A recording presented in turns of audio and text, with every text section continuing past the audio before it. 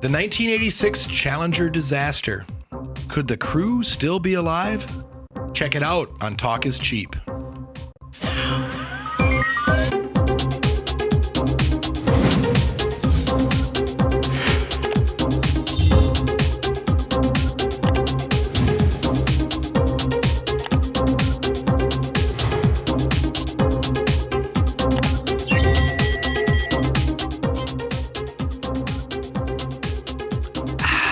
Ladies and gentlemen of planet Earth and beyond, welcome to another episode of Talk is Cheap.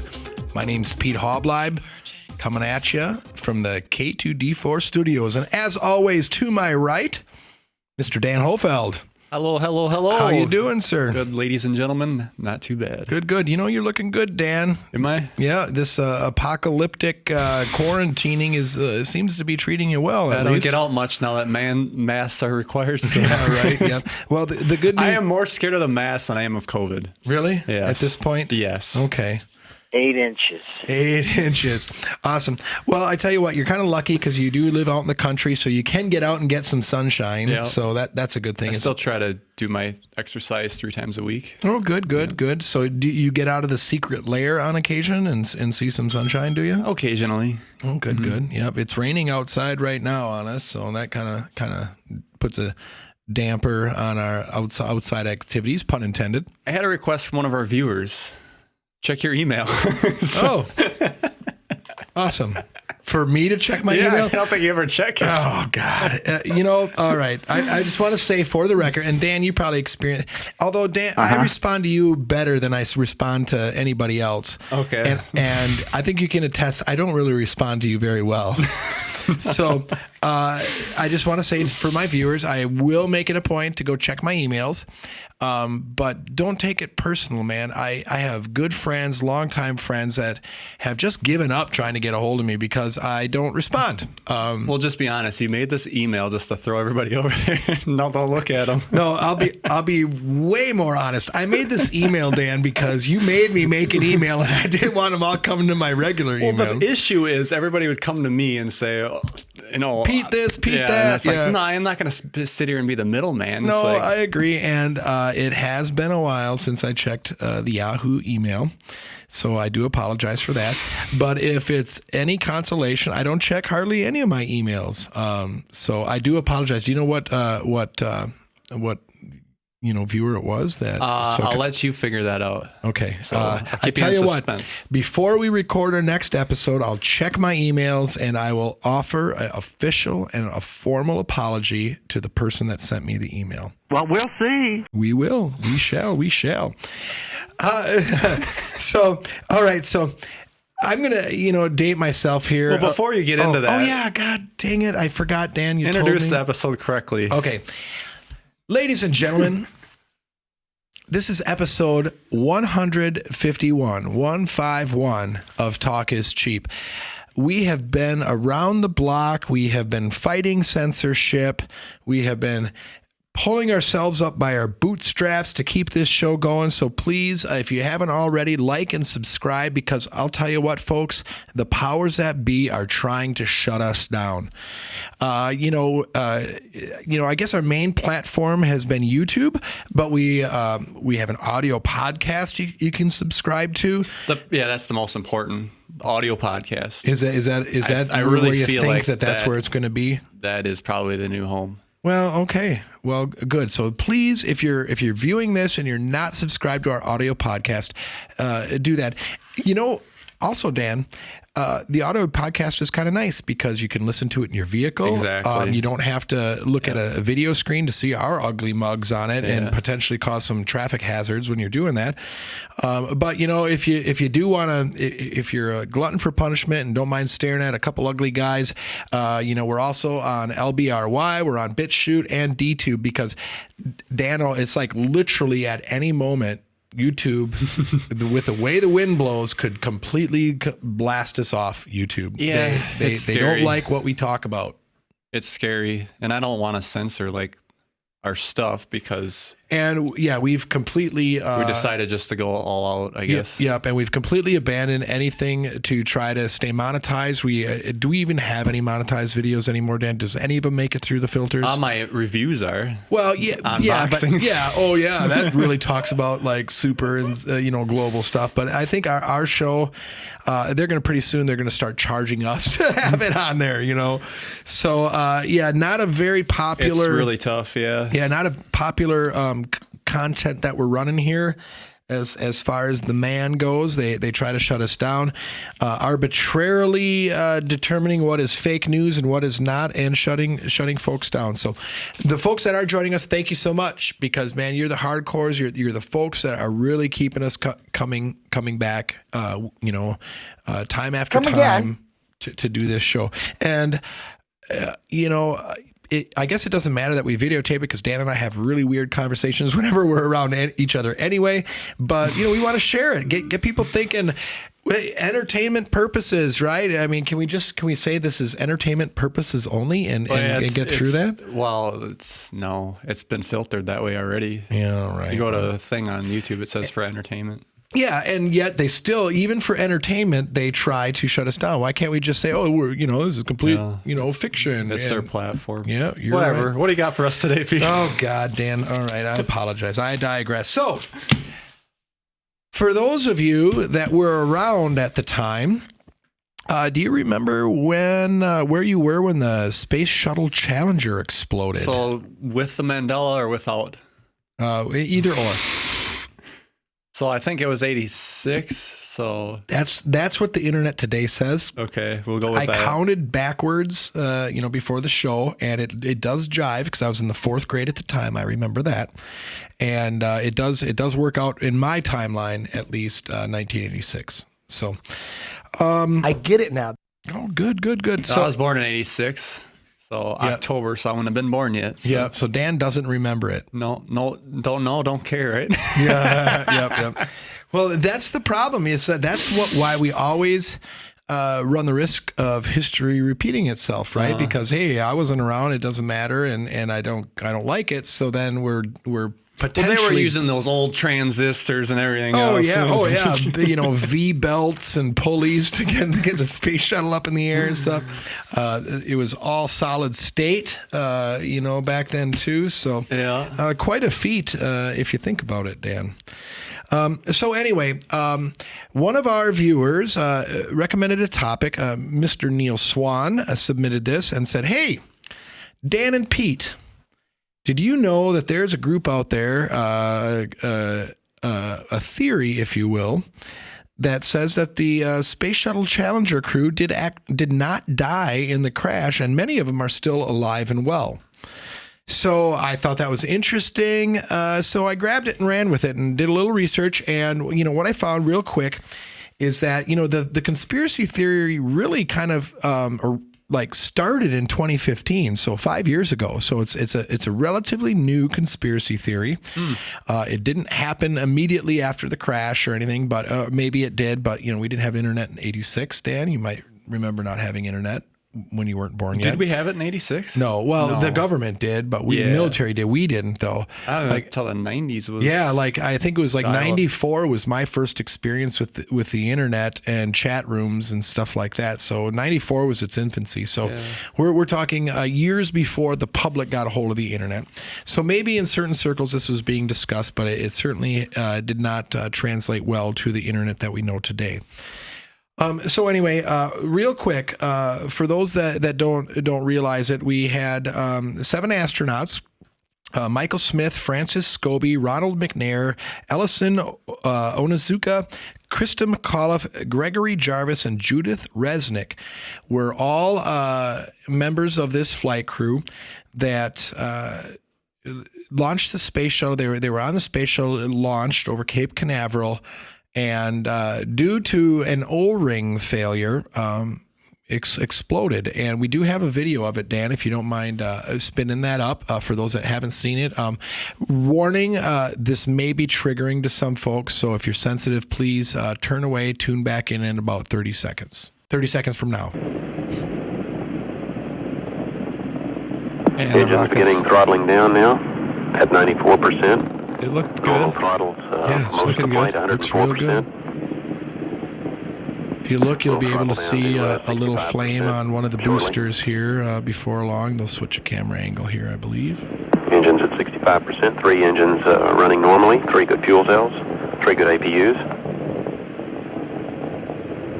Velocity 2,257 feet per second. Altitude 4.3 nautical miles, downrange distance 3 nautical miles.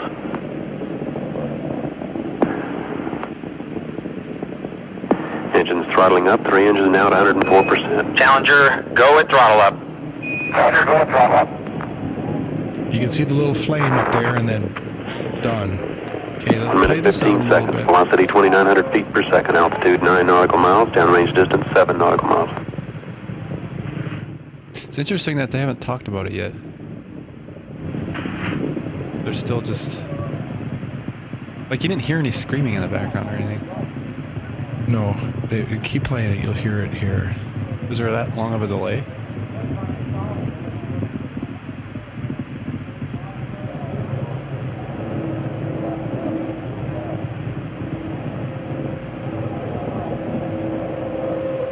It's like... Flight controllers here looking very carefully at the situation. Obviously a major malfunction. Okay, that's good.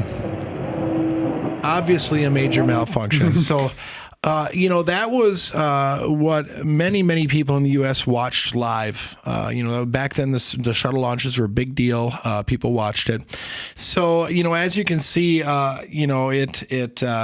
it blew up.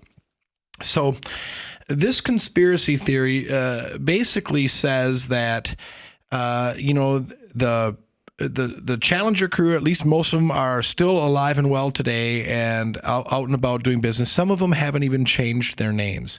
And we're just going to kind of go through. We're going to pick apart this theory here a little bit, and I want to kind of share, kind of what's out there. So the first thing I want to talk about is that some folks are suggesting that these images that we see that are out there today aren't even of the same explosion. Some of them are photoshopped. So I do have a series of photos here. Dan, we can take just a quick minute to look. I kind of put them in sequence. Okay. So photo 1 there, there's the initial explosion. The rocket boosters are going out to the side. Scroll down. Okay. That looks like it could be the next one. That's a little bit further. Scroll down. Now look at this on the next one. There's one of the boosters, the right booster takes a hard right. The next 2 photos, right? But now here it is, a time lapsed.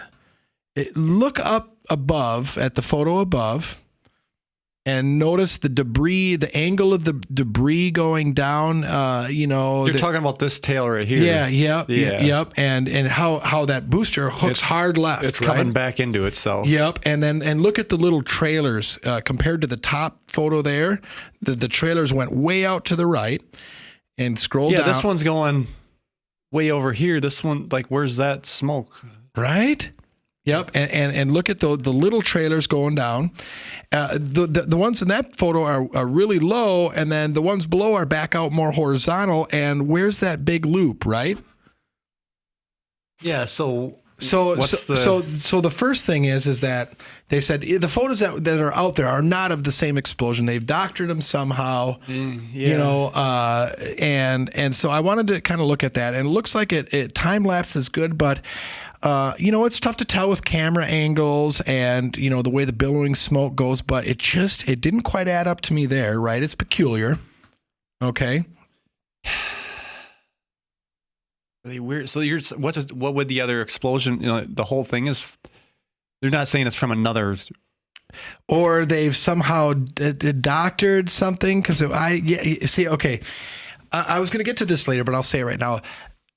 Typically when you have and I'm just going to say the word conspiracy theory, there's some alternative motive, right? Some sort of gain, is it taking freedoms? Is it controlling people? Is it getting people money?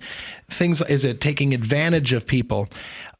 This particular conspiracy theory doesn't offer any reason to why they would want to fake it. Okay. And I kind of let the cat out of the bag a little early on that, but but I want to still kind of go through their points and look at them, okay? Because, what would be the point of this? What did anybody gain? What did the government, what did the elite gain by faking this? Right. Okay. So anyway, that was the first thing is like, these photos aren't of the same explosion. They're photoshopped, et cetera, et cetera. Could be a camera angle thing, and that's what I was looking at that one that, where is it? So that one's not a good example, but here, this one's more from under it and this one's from the right, like. Yeah, right. A different camera angle, but and so maybe that loop that we're missing is actually happening, but we just can't see it because of the angle. But what's so interesting to me is it straightened itself back out and went the other way too. So to me, the two photos you have up there from one to the other is a little harder to swallow. But yeah, these two are pretty much similar to the angle, it looks like. Yeah, and scroll up, look at the top. Look at the top trail. You don't maybe you see that. And the thing is as the cloud gets bigger, it absorbs. It takes over some of the original path. So anyway, some interesting. Yeah, it's interesting, right? And something to look a little closer into. Those two photos look like they match up fairly good. Yeah. Yep. Okay. So anyway, get down to the brass tacks. Somebody in 2015 went through and started searching names and comparing stuff. The first person we're going to talk about, the first astronaut, is Commander Francis Richard Scobee, commander of the Space Shuttle Challenger. Okay. And what we've got here is a photo on the left, Dan, of, from the NASA photo. And on the right, we've got a picture of Richard Scobee, the CEO of Cows and Trees Limited. I believe they're out of Chicago, if I'm not mistaken. So anyway, just when we do these comparisons and stuff, we've done this when we talked about lookalikes or clones or things, doppelgangers, things like that. And a couple things that just kind of looking here. What really is peculiar to me is on this particular photo is the eyes. They're kind of that far out set. That slant, kind of that. I guess it'd be the right eye there. Yep. And, the face, the smile, kind of similar. The nose, it looks like maybe Francis Richard Scobee's on the left is hooked down a little bit more, but, his head isn't down. So similar, right? I mean, you could, if somebody showed you those two pictures, you could maybe believe they're of the same person, just different ages, right? But what's really interesting is Richard Scobee, the CEO of Cows and Trees, and they're like a branding firm. So they'll rebrand your product and get you out in front and fresh new look, that sort of stuff. His logo for his company, if you scroll down, Dan, you can see we've got a cow with a jetpack on it and a smoke trail that's eerily similar to the Challenger explosion. It's exactly. It's a little bit of that swirl. Guy's got a sense of humor. That's for sure. Yeah, right. Richard Scobee's on LinkedIn, man. You can send him a message if you want. Ask him about the Space Shuttle Challenger. Maybe you can trip him up. So that's what these folks are pointing to. I mean, they're very similar in appearance. You look at the chin and the jawline. Well, why keep the same last name? Why just drop the Francis? Is there anything about his relation to that astronaut? Not that I could come up with. That doesn't mean that there isn't, but nothing that I came across. But Dan, you yourself know, you put the truth out in plain sight, and nobody will believe it, right? It's so. It's, so hard to... he doesn't have much work experience. No, 82 to 07, 25 years as the CEO and president of Marketing Edge, branding and communications agency. Okay? He was the CEO for 25 years. It'd be very easy on a LinkedIn page to bump that back to say, no, I was CEO of this company back then, right? So anyway, there's Commander Francis Richard Scobee. Take it what you want. That's what the folks are pointing to. The next person is Michael J. Smith. Okay, he was the pilot of the Challenger. And looking at this photo here, Dan, you've got Michael J. Smith, Challenger pilot on the left, and you've got Michael J. Smith, the professor emeritus of UW Wisconsin-Madison. So he's right down the road. Yeah. Not too far. No. And he has a PhD in industrial psychology. Okay, so we've got, this other guy who's a branding and communications guy. We got the psychology guy here. Looking at him, the smile there, Dan. This is one of the ones that do look pretty similar, right? Yeah. They didn't even change the name, right? Oh, yeah. And Michael J. Smith. Why get so sloppy like that if you're going to... Because why would you believe that that's the same Michael guy. J. Smith? But boy, oh boy, Dan, look at that. Just the smile, the teeth look pretty similar. The ears on the Challenger pilot maybe are out a little bit, but maybe that changes over time. Haircut is almost the same. I mean, there's a lot of coincidence there, right? Oh man, this brings up a lot of questions. Right? And as I scroll down, I found a more recent picture of Michael J. Smith because he's in his 70s now, and this is a more recent photo of him here. And I just wanted to compare that, and say, yeah, you know what? If you told me that those were the same people, I wouldn't argue with you, right? Yeah. It wouldn't be hard to believe. I would say that's pretty close. Yeah. So pretty interesting there, right? So add up that to another coincidence. Next person is Judith Resnick. Okay. And my formatting was here. Okay. So here we've got the astronaut on the left and a picture of Judith Resnick of Yale University on the right. Okay. So now we've got a CEO of a company. We've got a professor emeritus of UW-Madison, and now a faculty. Backing up real quick. Yeah, back up. That guy was a CEO. What did they make? Did I miss that part? It was branding and communications consulting firm. Okay, just so they don't make anything. They don't do it. What they do is they prey upon insecure, other insecure CEOs at running major businesses that try to get these high priced consultants to get more sales. Pretty good, huh? Yep. Good job. That's the way to go, Mr. Scobee. So anyway, Judith Resnick on the left, that's a picture from NASA, and Judith Resnick from Yale University on the right. Now, Dan, you weren't nearly as convinced on this one, but I do want to point out the eye shape to me looks very similar. The eyebrow structure looks very similar. The nose looks very similar. One thing that's interesting, though, like the astronaut here on the left's got these like wrinkles, but you're not seeing that. Again, it could be the camera angle. Because she could have had some work done, right, That's or true. something. But you're right. Yeah, the one on the left's got some You would crow's expect feet. to see, a little more. Yeah, especially how the one on the left is so much younger. You wouldn't expect to see as many. If she's hitting the wall here, imagine what she should look like here. Yeah, right. Unless they got some work done. Yale University pays pretty good. So I do have a couple other pictures. Scroll down a little bit, Dan. You got astronaut Judith there. That's just a file photo of her in a deep discussion talking with her hands. And then here's a picture of the Yale Judith talking with her hands. So interesting. They got similar mannerisms there, and I did include a link. You can click right on the Yale University website and see Judith Resnick, and there she is. She's an Arthur Lehman Professor of Law at Yale Law School. She teaches about federalism, procedure, courts, prisons, equality, and citizenship. It's all public. It's all public, Dan. So, again, Dan, kind of stepping back, if somebody showed me those two photos and said they were of the same person, just, several decades apart, I wouldn't argue, right? Interesting side note.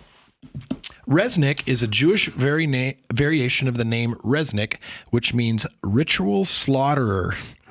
It means, you can kind of boil it down to butcher. That's the Chechen, meaning of the word Resnick. So interesting when we talk about conspiracies and the elite and stuff and sacrifices and things like that, somebody with the name Resnick was involved in the Challenger. Anyway, see, we're stretching here, Dan, right? We're really grasping, and that's kind of where I feel. But, adding up some of the coincidences here.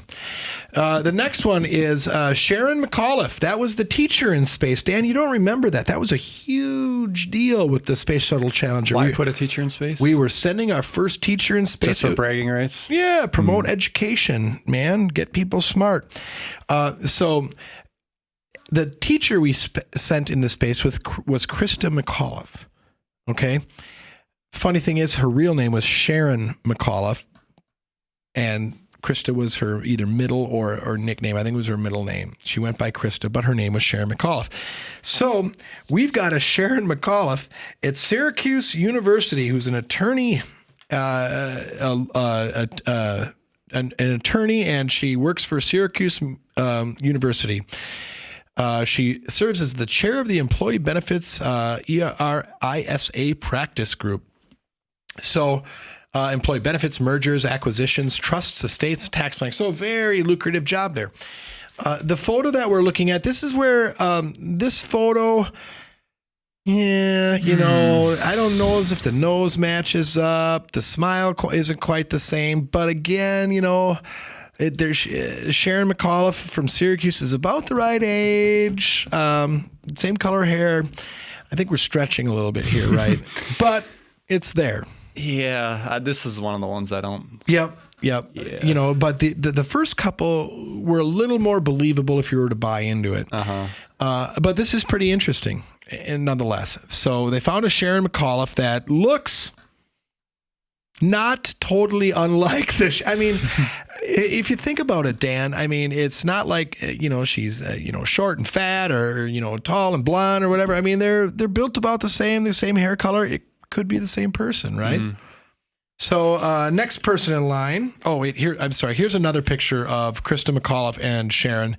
When I put these two pictures together, the cheekbones maybe line up a little bit. I don't see the eyes as much, maybe a little. The head to me looks different on this one. Yeah. Maybe it's the hair screwing with me, but. Yep. Look at the nose, Dan. The Syracuse Sharon has more of a hooked downward nose. Krista McAuliffe, the astronaut, her nose is hooked up a little bit. Don't see it in the smile as much. So, I don't know. It could be a stretch, Dan, right? Yeah, I'd write that one off myself. Yep. I'm tending to agree with you here. I don't want to completely dismiss it just because I want to maintain an open mind. But okay, so here we get into some of the other farther reaching things. Is that we've got mission specialist Ronald McNair. Supposedly his brother Carl, and Carl has done some interviews and stuff talking about his brother Richard and stuff, but they look an awful lot alike. I can say the same thing about my brother and I, right? That if you take a younger picture of me and then you see my brother when he's older, you could say it. So anyway, the official story is that Carl is Richard's brother, but the conspiracy side of the story is no, they're not. He just changed his name and called himself a brother. Okay. Scroll down and we've got Ellison. I have difficulty with Ellison. And his brother, where is it here? Ellison Onizuka and his brother Claude. Ellison was a mission specialist as well, and his brother Claude looks a lot like him. Not surprised. They're brothers, very close in age. But that's another, kind of flag that people are pointing to, say, hey, look, here's another one. Apparently the mission specialists just changed their name and said that they were the brothers of the guys that died. Wait, say that again. They just changed their... Yeah, because allegedly when Ellison, and I'm going to air quote, according to the theory, died in the shuttle Challenger, he just changed his name to Claude, went on living and said, oh, no, Ellison was my brother. That's the same thing with Carl and Ronald, is that they said, is that, oh, we just changed our name and said we're our brother, and then off we go to live our lives how we want. So again, a little bit of a stretch there, man, Dan. So, but I think it's awfully. We got to give credit. Somebody put this stuff together and did the digging and That's strung this interesting. out. What's more interesting about it too is that Facebook has completely banned this topic of discussion. So Well, that means it must be true then. well, you know, they don't ban discussions on leprechauns and unicorns, man. You know what I'm That's saying? what gives it more credence You know, than Facebook bans it. You're right. So there's another thing to add in the bucket of why would Facebook waste their time on something that Well, it's is interesting to allegedly think about because why crash the shuttle and do that? Why That's fake what I it? don't understand with this whole. Was there any freaking- theory on that? No, I didn't find it. They just talked about how they were still alive, but why? And a good conspiracy theory to me will have that reason. What was the end game for them to fake this Challenger explosion? Now, you know, maybe it just hasn't come to light. Maybe, you know, it was 32 months after this explosion before they launched another one rather.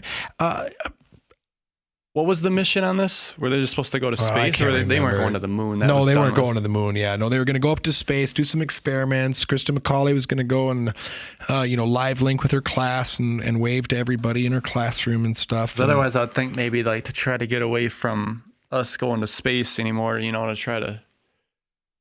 Well, end that. you know what? It set back the space program, Yeah, right? so maybe that was the mission. And you know, maybe it was an agreement or something to with a foreign entity or other type entity to slow our roll a little bit. Maybe they did that. I don't know. I'm just totally speculating here. I didn't find any evidence or anything to suggest that. Excuse me, COVID. Anyway, the other astronaut that we haven't talked about yet is Gregory Jarvis. Now, there's no alleged connection to him being alive right now that I could find that was really talked about or anything. You know which one he is in this picture? Second from the right, so the tall guy on the right. This guy here. Yep. Oh, no. Second from the left, excuse me. This guy? That guy. Yep. That's him there. Okay. And what's interesting about Gregory Jarvis is that when they were going through the recovery effort, here's the official explanation, is, you know, they found the wreckage in the bottom of the ocean, and divers were sent down. They started recovering bodies and stuff, but apparently it was so torn up that the divers had insisted that they raise some of the wreckage because it was so sharp and dangerous down there. They didn't want to risk their lives. As they were raising sections of this wreckage, they got it to the surface. They saw a blue jumpsuit bob up and then go back down underwater. The divers went in. They found him. I can't remember how much later. They went down. They found him. It was Jarvis. He was the last one to be recovered weeks after everybody else was. Okay. So, you know, it's peculiar now that Jarvis doesn't have this doppelganger out there or this connection that he's still alive. Yeah. So it really wasn't, spelled out, but, maybe the other people were alive and recovered, but Jarvis, due to whatever reason, didn't make it. And then, he really did die. Who knows? But I thought it was worthy of mention that there is no connection or association with Gregory Jarvis being alive today. They couldn't find it. They actually said this on the conspiracy sites that there was they didn't find anybody. Yeah, they couldn't. Yeah, Okay. There was no connection there. So anyway, but they did point out that he was the last one recovered weeks later after everybody else, and had basically spilled out of wreckage as they were raising the wreckage. So anyway, Dano, that's what I got on this topic. Like you said, I'm not convinced, man. I need to have a reason why. Why would they want to fake this? What was the point of faking it? Although I do acknowledge that there's, some very coincidental stuff going on there. Me personally, Dan, I'm going to chalk this up as that's what it is, coincidence. Yeah, and somebody I think spent so. an awful lot of time digging around to find this. Only thing is maybe it would be to set back the space programs and stuff. Yep. Or there was a way for some entity to make a whole bunch of money by the loss of this. I don't know, Dan. And there wasn't anything that I could find that was really spelled out real clearly on this. Would love to hear from some of our viewers what I'm missing and, what additional information, because it does go into some of the connections that some of these people had with prominent politicians and governors and things like that. But, and nothing jumped out at me as like, this is what we, it was tied to Pizzagate or something like that. So, interesting topic, gives me something to talk about, when I'm around a campfire with folks or having a couple beers with some folks. But other than that, I'm leaning toward just a good story on this one. All right. And I don't know. Would love to hear some opposing viewpoints in the comments if possible. Yeah. So if you guys have any other topic suggestions that you want to add to our list, please put them in the comments below, or you can call our voicemail. Pop it on screen for you. 1-256-510-5234. 1-256-510-5234. Anything. You can say hi on there. We'll just play a clip on the show. Complain about me not checking my emails, any of that stuff. Again, it's all there. And then we can bring it up on here to try to keep some interaction because the calls have been dwindling. You can also do a topic suggestion on here if you want, and then I can play it when we do that topic. Yep. Yeah, and Neil, Mr. Swan, I apologize if I didn't land where you wanted me to on this, but interesting topics. So if we find some more information, we'll mention it in an upcoming episode. All right. With all that, thank you guys for watching. Thank you to the podcast listeners listening to us on your podcasting platform, and catch us on the next side. Talk is cheap, yo. Yo.